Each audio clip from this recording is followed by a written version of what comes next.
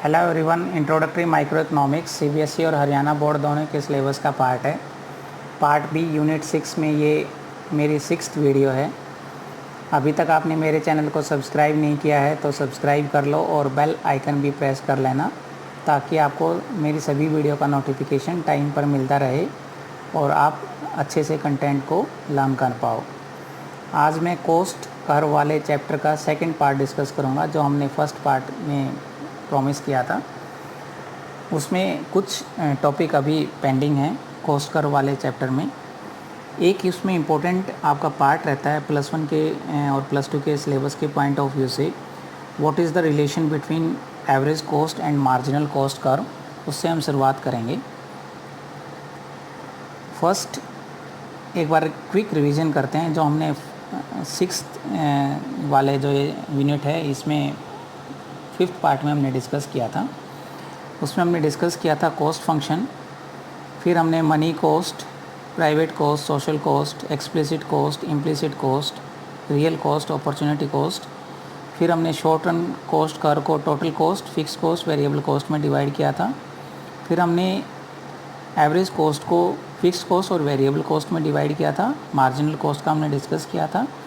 ये हमने important table बनाई थी, हमने यहाँ से शुरुआत करी थी मार्जिनल कॉस्ट से। उसके बिहाफ पे हमने ये सभी कैलकुलेशन वहाँ पे की थी और उसके बाद हमने रिलेशन निकाला था टोटल कॉस्ट, वेरिएबल कॉस्ट और फिक्स कॉस्ट के बारे में। आज हम डिस्कशन करते हैं relation between average cost and marginal cost. ये इम्पोर्टेंट पार्ट रहता है जब भी आप एक नेक्स्ट टू नेक्स्ट वीडियो में जब हम मार्केट स्टार्ट करेंगे आपकी परफेक्ट कंपटीशन, मोनोपोलिस्टिक कंपटीशन, तो वहाँ पे ये वाला कॉस्ट जो रिलेशन है आपका एवरेज कॉस्ट और मार्जिनल कॉस्ट के बीच में, ये इम्पोर्टेंट पॉइंट रहता है वहाँ पे। मैं एक बार आपको टेबल के थ्रू ग्राफ कैसे बनाना है वो प्लॉट करना सिखा देता हूँ यहाँ पे।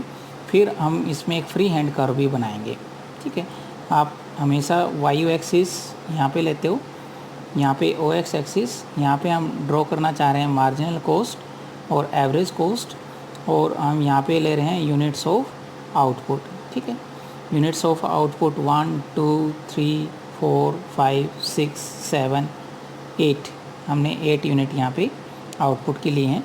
फर्स्ट आप कोई भी कर्व निकाल सकते हो। लाइक हम शुरुआत करें, यहाँ पे आप स्केल लोगे, डिपेंड करता है कि आपका जो स्केल है 2 का भी ले सकते हो, 2 से ज़्यादा लेना है 4 का भी ले सकते हो, वो आप पे विश है। लाइक हम यहाँ पे स्केल ले रहे हैं 4 का, 4 8 12 16 20, 4 8 12 16 20। तो हमने यहाँ पे यूनिट्स ऑफ आउटपुट लिए हैं। तो फर्स्ट यूनिट पे हमारा है 20, फर्स्ट यूनिट पे हमारा जो आउटपुट निकला है 20, सेकंड पे निकला है 14, ठीक है। ये जो पॉइंट्स आपके आएंगे, इनके थ्रू आप शेप ड्रॉ करोगे एवरेज कॉस्ट और मार्जिनल कॉस्ट की, ठीक है। मैं यहाँ पे फ्री हैंड कर्व बना के दिखाता हूँ, क्योंकि मोबाइल पे आप विद स्केल कर्व बनाना थोड़ा सा डिफ़िकल्ट रहता है। लाइक हम यहाँ पे ड्रॉ करते हैं एवरेज कॉस्ट और मार्जिनल कॉस्ट दोनों को कर्व को, ठीक है। ये आप बना के देखना कर्व, आपकी शेप निकलेगी एवरेज कॉस्ट की।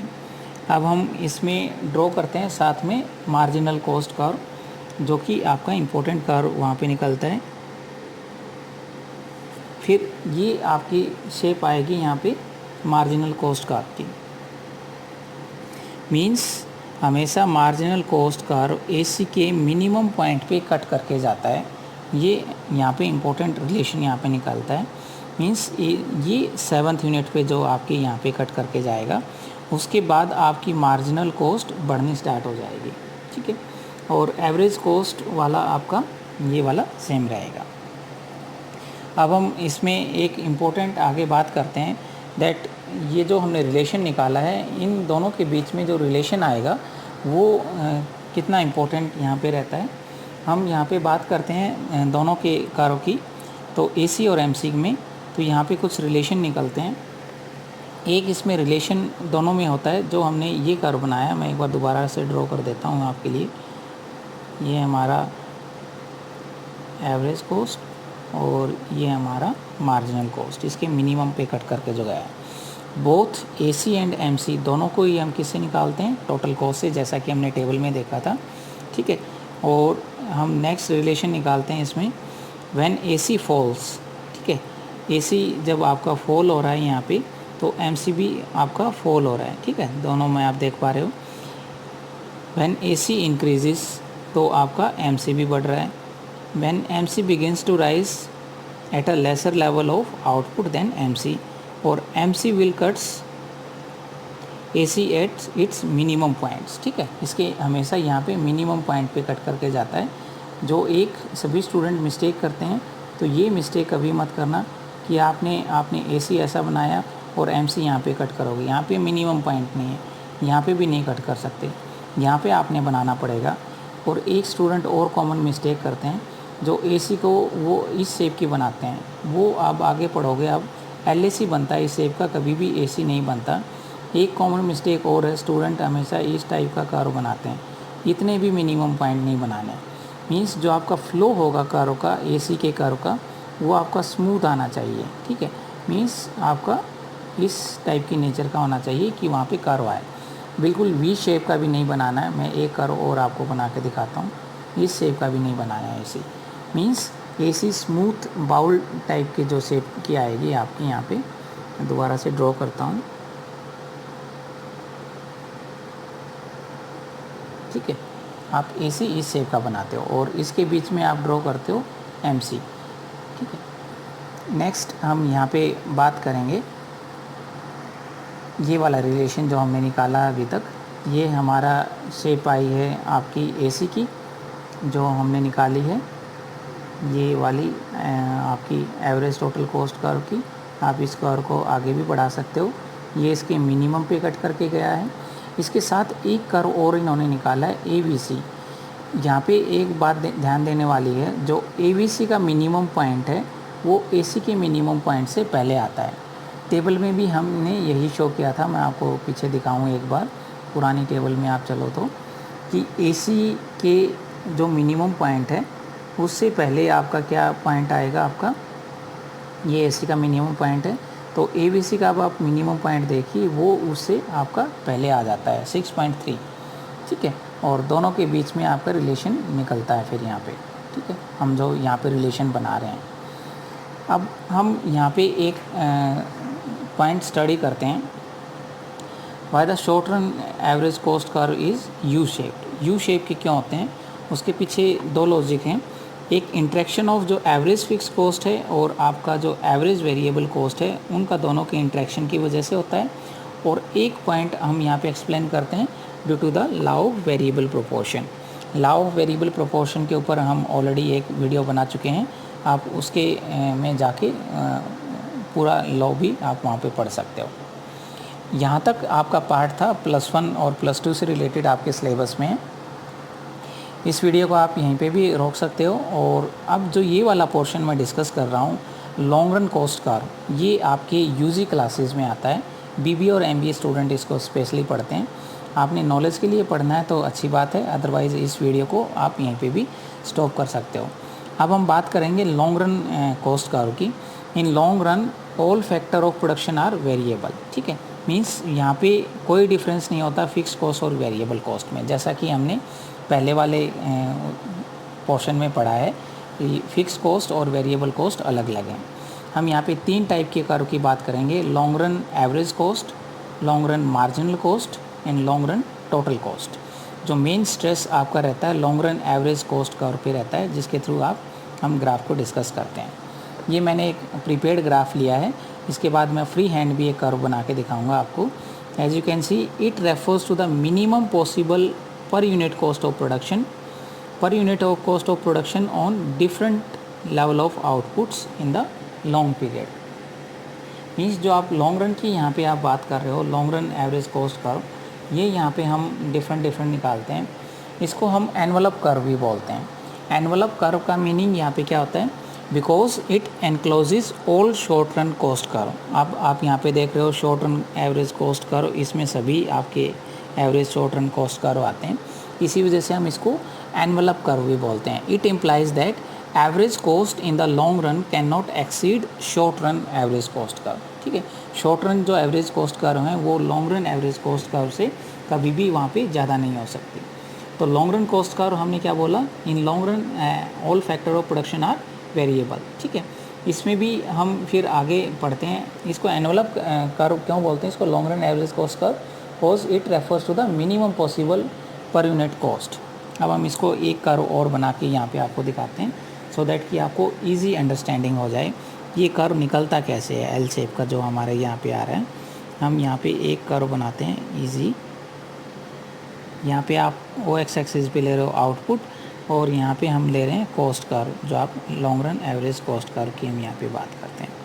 ठीक है, देखिए अब हम बात करते हैं, ये आपका है short run average cost curve. Suppose एक फर्म यहाँ पे आउटपुट प्रोड्यूस करती है इतना ओ क्यू, ठीक है, ओ क्यू आउटपुट करती है तो आपकी कॉस्ट है ये। फर्म फर्दर अपना आउटपुट इंक्रीज़ करती है on small size of plant, तो आपकी कॉस्ट और रिड्यूस हो जाती है। बट प्रॉब्लम कहाँ पे आती है, प्रॉब्लम यहाँ पे आती है जब फर्म और आउटपुट प्रोड्यूस करती है सेम प्लांट साइज पे, तो आपकी कॉस्ट बढ़ना शुरू हो जाती है। तो अब फर्म को यहाँ पे डिसीज़न लेना है कि वो O Q one output produce करने के लिए सेम प्लांट साइज़ पे रहे या मीडियम प्लांट साइज़ पे शिफ्ट हो। तो मीडियम प्लांट साइज़ को हम इस वे में शो करते हैं, मींस आप सेम प्लांट साइज़ पे रहोगे तो आपकी कॉस्ट है ये वाली जो कंप्लीट है, और आप मीडियम प्लांट साइज़ पे शिफ्ट करते हो तो आपकी कॉस्ट आपकी रिड्यूस हो जाती है। और एक यहाँ पे अपॉर्चुनिटी क्या है, नियर फ्यूचर में आप और को आउटपुट को इंक्रीज़ करोगे ओके 2 लेवल तक, तो आपकी कॉस्ट और डिक्रीज़ हो जाएगी।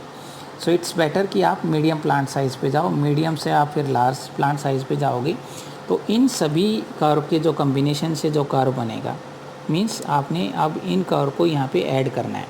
तो ये वाली जो ड्रॉ पिक्चर आ रही है ग्रीन कलर में, ये हमारी आएगी long run average cost curve. मैं यहाँ पे एक बार दोबारा इस कर्व को यहाँ पे आपको बना के दिखाता हूँ। ये वाला हमारा long run average cost curve आता है। ये बिल्कुल यू शेप का नहीं होता जैसा कि हमारा short run average cost curve होता है। इसको हम थोड़ा सा एल शेप में यहाँ पे ड्रॉ करते हैं। अब देखिए इसमें एक आपका ये पॉइंट है, इसको हम बोलते हैं, इसको आप मैं यहाँ पे स्टार लगा देता हूँ, ये है हमारा एफिशिएंट लेवल ऑफ आउटपुट। ठीक है, ये इसको आप आगे तक कर सकते हो। मैं यहाँ पे हमने क्या लिया है, cost long run average cost curve, और यहाँ पे आउटपुट। ये वाला जो एरिया है हम इसको बोलते हैं इकोनॉमीज़ ऑफ स्केल का आउटपुट। मीन्स लेवल आप यहाँ तक आउटपुट करोगे तो आपकी कॉस्ट रिड्यूस होगी। इसमें various short run average cost curve हैं। Short run average cost curve 1, short run average cost curve 2, 3, फिर एक आपका इसमें short run average cost curve ऐसा आएगा, उसका मिनिमम और long run average cost curve का मिनिमम पॉइंट जो आपके ये मैच करेंगे। इसको हम बोलते हैं एफिशिएंट लेवल ऑफ आउटपुट। अब इसके बाद आपकी कॉस्ट फिर बढ़नी शुरू हो जाएगी। अब देखिए मैंने यहाँ पे बनाया है 1, 2 शॉर्ट रन, 3, 4, 5 भी बना सकते हो आप, 3 भी बना सकते हो। ये स्टार वाला जो पॉइंट, और इसके बाद आपकी क्या होगा, ऐसा नहीं है कि इकनॉमीज़ ऑफ स्केल कंटिन्यू रहेंगे, आप प्लांट साइज़ बढ़ाते जाओगे, फिर वहाँ पे कुछ dish economies of scale arise होंगी। एक हम ये आपके सिलेबस में फुल फ्लैश टॉपिक भी बात करते हैं बीबीए में। एमबीए के सिलेबस में ये नहीं आता डिस इकनॉमीज़ ऑफ स्केल वाला टॉपिक, बट यहाँ पे कुछ आपकी मैनेजरल डिसएफिशिएंसीज़ और ये चीज़ें आएंगी। नेक्स्ट स्लाइड में हम थोड़ा सा अभी बात करेंगे, वहाँ पे हम डिस्कस करेंगे कि ये वाला जो कर्व है फिर आपकी को जो कॉस्ट बढ़ने की वजह से ये फिर इंक्रीज़ हो जाता है यहाँ पे। तो हमने ओवरऑल जो अभी तक हमने long run average cost curve draw किया है, तो आपको कभी भी बनाना हो तो long run average cost curve इस शेप का बनाते हो, और इस पर ये आपका एफिशिएंट लेवल ऑफ पॉइंट है। इसमें फिर आप 1, 2, 3, 4, 5 जितने भी short run average cost curve डालने हैं वो आप डाल सकते हो। ठीक है, नेक्स्ट हम यहाँ पे बात करते हैं जो एलएसी जो ये कर्व है ये यू शेप का क्यों आता है। इसके पीछे आपके 2 फैक्टर हैं। एक हम बात करें इकनॉमीज़ ऑफ स्केल की, जिसकी वजह से आपकी कॉस्ट डिक्रीज़ होती जाती है, फिर कॉस्ट बढ़ना शुरू होती है, उसके पीछे डिस इकनॉमीज़ ऑफ स्केल के पॉइंट हैं। फर्स्ट हम बात करें इकनॉमीज़ ऑफ स्केल में लेबर इकनॉमीज़। लेबर इकनॉमीज़ में मीन्स जो हम यहाँ पे बात करें ड्यू टू स्पेशलाइजेशन और डिवीज़न ऑफ लेबर, तो आपकी कॉस्ट रिड्यूस होती है। फिर एक इसमें पॉइंट होता है टेक्निकल इकनॉमीज़। ठीक है, टेक्निकल इकनॉमीज़ जब आप इंक्रीज़ यूज़ करते हो ऑटोमेटिक मशीन का, तो लॉन्ग रन में आपकी जो टेक्निक भी आपकी इम्प्रूव होती है, तो उससे कॉस्ट रिड्यूस हो जाती है। एक फिर हम इसमें पॉइंट आता है इकोनॉमीज़ ऑफ इंडिविजिबिलिटी। ठीक है, जब आप ग्रेटर यूज़ करते हो इरिस्पेक्टिव ऑफ द फैक्ट कि आपकी जितनी प्रोडक्शन है आप उसको प्रॉपर यूटिलाइजेशन करते हो। मान लो हम यहाँ पे एक मैनेजर की जो कैपेसिटी है उसकी भी बात करें, उसको आप फुल यूटिलाइज़ करते हो, तो जो आपकी कॉस्ट है वो आपकी रिड्यूस होती है उसकी वजह से। फिर डिसइकोनॉमीज़ में हम यहाँ पे पॉइंट लेते हैं, एक मैनेजरियल कंस्ट्रेंट भी आपके अवेलेबल होते हैं यहाँ पे। ड्यू टू मैनेजरियल कंस्ट्रेंट तो आपकी कॉस्ट है वो आपकी बढ़ना शुरू हो जाती है। मींस मैनेजरियल डिसइकोनॉमीज़ की वजह से लॉन्ग रन में कॉस्ट आपकी बढ़ती है। और एक लॉन्ग रन में हम यहाँ पे बात करें, जो टॉप मैनेजमेंट है वो ग्रेजुअली लॉसेस करती है कॉन्टैक्ट जो आपके हैं डे टू डे अफेयर्स में, तो उसकी वजह से कॉस्ट वहाँ पे बढ़ती है। ट्रैवलिंग एक्सपेंसेस उसमें बढ़ जाते हैं, टेलीफोन बिल्स हैं आपके वो बढ़ने से स्टार्ट हो जाते हैं स्टार्टिंग में। ठीक है, पेपर वर्क्स बहुत ज़्यादा हो जाते हैं, एक्सपेंडिचर्स वहाँ पे बढ़ने स्टार्ट हो जाते हैं। तो कोऑर्डिनेशन और कम्युनिकेशन की कमी की वजह से भी वहाँ पे काफ़ी चैलेंजेस आते हैं। तो ये कुछ फैक्टर्स हैं जो आपकी जो हमने कॉस्ट कर्व बनाया था, जो आपका बढ़ने वाला जो, ठीक है, एफिशिएंट पॉइंट के बाद जो ये वाला पोर्शन है, इसकी वजह से कॉस्ट इंक्रीज़ होना स्टार्ट हो जाती है। तो ये हमने यहाँ पे कुछ लॉजिक डिस्कस किए हैं जो लॉन्ग रन में हमने कॉस्ट कर्व को यहाँ पे यू शेप पर लेके जाते हैं। अब हम थोड़ा सा डिस्कस करते हैं, ये भी आपको नॉलेज होनी चाहिए long run marginal cost curve की।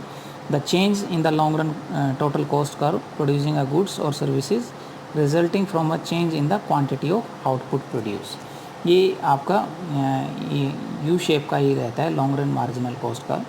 अब आप दोनों कर्व को भी ड्रॉ कर सकते हो, LAC और LMC को भी एक साथ। एक आपको थोड़ी सी नॉलेज और होनी चाहिए long run total cost curve की। जैसा कि short run total cost curve आपका फिक्स्ड कॉस्ट के साथ वहाँ से स्टार्ट होता था, ये अब यहाँ पे ऑल कॉस्ट आर वेरिएबल, तो ये ओरिजिन से स्टार्ट होगा। एक बात हमेशा ध्यान रखनी है यहाँ पे, ठीक है, ये हमेशा यहाँ ओरिजिन से स्टार्ट होगा। Means in long run total cost curve shows the total cost of a firm optimal input combination जो आप फैक्टर को रिप्रेजेंट करते हो।